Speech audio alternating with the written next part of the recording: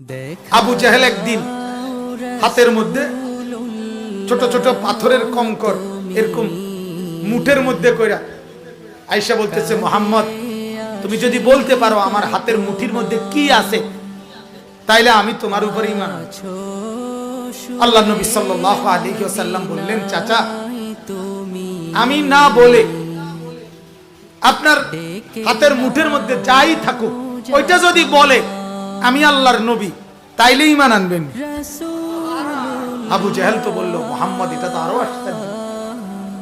আল্লাহ নবী সাল্লাল্লাহু আলাইহি ওয়াসাল্লাম বললেন, হাতের মুঠিতে তুমি যাই থাকো তুমি বলো মান আনা, বলো তুমি আমি কে।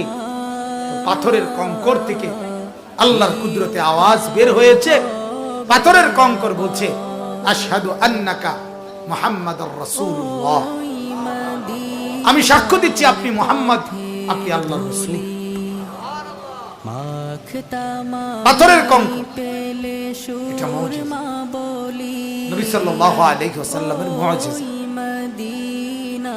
আবু জাহেল একদিন আল্লাহর নবীকে বলছে, মুহাম্মদ আকাশের ওই চাঁদ সেটাকে যদি তুমি দুই টুকরা করে দিতে পারো তাইলে আমি তোমার উপরে ঈমান আনব। আল্লাহর নবী সাল্লাল্লাহু আলাইহি সাল্লাম হাতের ইশারা করলেন, তো চাঁদ সাথে সাথে দুই ভাগ হয়ে গেল। सारी दुनिया चांद की तरफ देखती है और चांद मेरी मुस्तफा की तरफ देखती है।